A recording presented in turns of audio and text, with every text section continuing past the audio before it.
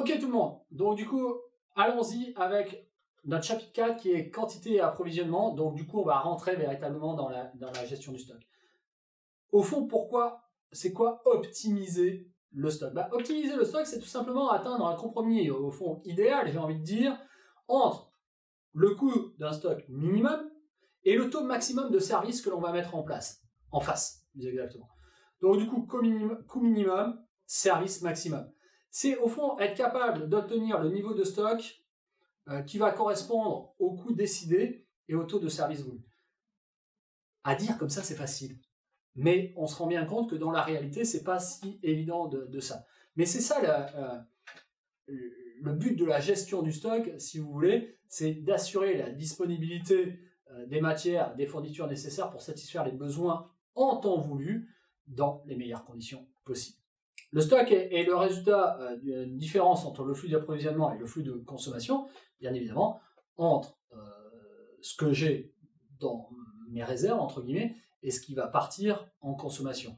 Et on va jouer, effectivement, on va chercher à matcher le plus systématiquement possible entre donc, un stock minimum et le qualité maximum de ne pas être en rupture de stock. Donc le stock est indispensable dans les trois cas suivants. Le délai d'approvisionnement est plus long que le délai admissible pour satisfaire les besoins. Dans ces cas-là, effectivement, j'ai besoin de stock. Si le délai d'approvisionnement est plus long que les délais admissibles, alors il va falloir que j'ai du stock. Sinon, je vais me faire, entre guillemets, bananer et je vais toujours être en rupture de stock. Donc, ça, on ne veut pas. Les différents de flux résultent de variations saisonnières et techniques qui ne peuvent pas être éliminées. Effectivement, sur des fruits, des légumes, on sait que ça passe vite. Mais du coup, je ne peux peut-être pas être, suivant les approvisionnements que j'ai, il va falloir que j'ai un minimum de flux et aussi un minimum de stock. Comme ça me permet de répondre tout de suite aux consommateurs. Et puis enfin, le risque couru doit être couvert par un stock. Je ne sais pas, moi, si on a un problème de livraison, c'est un problème d'acheminement, il faut avoir un minimum de stock. Je vais vous emmener en fait voir directement les méthodes de gestion des approvisionnements. Il y en a plusieurs. On va parler de la méthode prévisionnelle, d'autres méthodes, le juste à temps, just on time, ou alors le MRP, que vous verrez d'ailleurs dans un autre cours aussi, et puis le Kanban, et encore deux autres méthodes. Bref, donc du coup, première méthode, la méthode empirique. Au fond, c'est quoi la méthode empirique? C'est juste de regarder ce qui s'est passé les années précédentes, l'historique du stock, l'historique des ventes. Donc du coup, on va vraiment se rapprocher à N-1 ou à S-1, et donc du coup, on va voir exactement ce qui se passe. C'est plutôt sur N-1, N-2 d'habitude, et c'est de la méthode empirique. On va regarder ce qui s'est passé et on va reproduire les mêmes choses. Mais il y a d'autres méthodes. Il y a la méthode aussi prévisionnelle. La méthode prévisionnelle, c'est quoi? C'est elle va tenir compte en fait des ventes réalisées, mais elle va analyser en plus le contexte économique et l'évolution de la demande. À un moment donné, il peut y avoir une crise dans un secteur et donc on sait par exemple que la consommation va diminuer. Donc dans ces cas-là, sur une méthode prévisionnelle, on va pouvoir anticiper. Peut-être que, je ne sais pas, il y a un concurrent qui vient de se monter en face de chez vous et donc du coup, on sait que les ventes vont diminuer pendant un petit moment. On va pouvoir faire attention. Par contre, à l'opposé, il y a un de vos concurrents qui vient de mettre la clé sous la porte et on sait que vos ventes vont augmenter. Donc du coup, vous allez pouvoir être sur une méthode prévisionnelle, vous allez pouvoir anticiper. Les autres méthodes, on va parler du juste à temps, le JAT, just on time. Les achats se font en fonction de la demande. Il n'y a pas de possibilité d'anticiper et le stockage est nettement réduit. C'est vraiment en fait du juste à temps et on va effectivement travailler en flux tendu. Et c'est effectivement de plus en plus comme ça que ça se passe. Aujourd'hui, prenons un exemple. Vous allez chez Darty pour acheter une machine à laver. Vous trouvez la machine à laver de vos rêves, et là, vous dites, ok, c'est super, c'est celle-là que je veux. Et là, le vendeur vous dit, ok, pas de problème, mais par contre, elle n'est pas en stock. Et là, vous êtes déçu, ah zut, ok, ok, elle sera là dans 15 jours, voire même 3 semaines. En fait, qu'est-ce qui se passe dans la réalité? La réalité est hyper intéressante. Votre machine à laver, si ça se trouve, elle n'est même pas construite encore. Si ça se trouve, Darty, vous allez lui passer la commande d'une machine à laver, en fait, vous allez acheter une machine à laver, au passage, il va vous prendre des arts peut-être, et avec ces arts, il va effectivement gagner beaucoup d'argent sur le fait que les arts vont s'accumuler et cet argent va être placé, c'est très intéressant, et c'est un système de développement des magasins. Mais concrètement, il va envoyer une commande directement à son fournisseur en Chine et il va dire « Hey, là, il me faut une machine à laver ». Alors bien évidemment, c'est un peu raccourci, mais dans l'absolu, c'est pas loin de la vérité quand on est sur le juste à temps. Et donc forcément, c'est très important, c'est très intéressant pour les magasins parce que vous allez commencer à payer un article que eux, ils n'ont pas lancé en fabrication. Ils vont donc le lancer en fabrication, vous allez le recevoir, vous allez payer l'article, et eux, ils vont payer dans 60 jours fin de mois leur fournisseur. Donc, vous voyez que le juste à temps pour les magasins est hyper intéressant.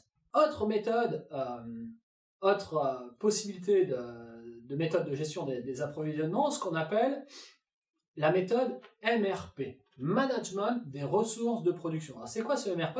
Les achats se font en fonction des besoins de fabrication, c'est la première chose, mais surtout, ça intéresse, si vous voulez, majoritairement l'achat des composants, si vous êtes dans des composants d'informatique, électronique, etc. On va surtout passer sur des managements de ressources de production, donc du coup, qui sont autogérés par des ordinateurs, et du coup, ça va être beaucoup plus facile. Maintenant, on va avoir une autre méthode qui s'appelle le Kanban, qui est aussi très intéressante. Les achats se font selon les commandes. Un stock minimum est mis en place. Pourquoi le stock minimum est mis en place, à votre avis? Je vous ai donné la réponse tout à l'heure. On met un stock minimum en place pour justement éviter la rupture de stock. Donc, l'approvisionnement est progressif et varie selon le volume de commandes. Donc là, ça va être vraiment en fonction du volume de commandes. On va garder un stock effectivement minimum pour pas risquer la rupture de stock, mais on veut surtout pas de stock maximum parce qu'on sait très bien que ça coûte trop cher.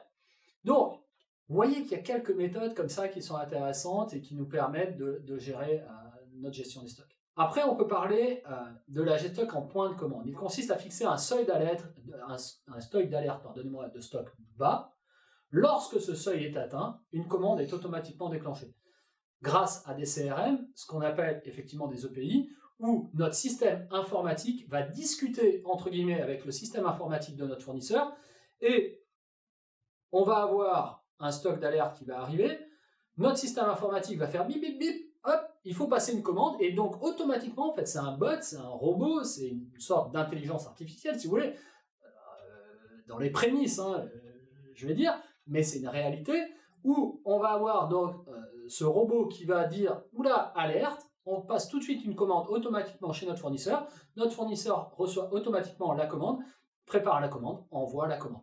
Donc du coup, c'est effectivement très intéressant et ça nous permet bien des soucis, bien des tracas au niveau de notre gestion de stock parce que c'est beaucoup plus précis et du coup, c'est beaucoup plus intéressant.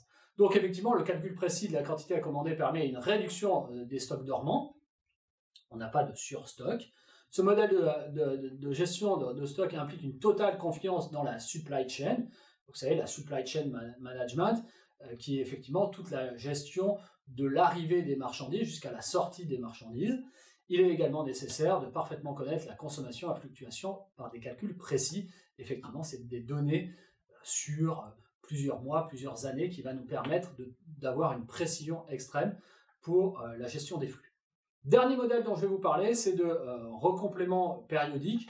Comme son nom l'indique, le recomplément périodique, c'est qu'on doit effectuer des commandes à des fournisseurs à des intervalles fixes ou pas fixes, mais du coup, on doit intervenir et il faut évaluer exactement, là encore, la quantité à commander pour arriver à une gestion de stock optimisée.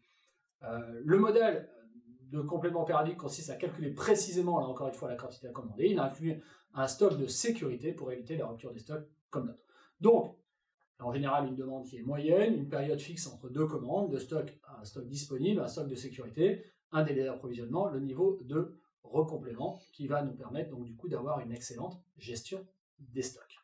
C'est bon pour ça, je vous emmène directement sans attendre et sans transition. Pourquoi constituer un stock ?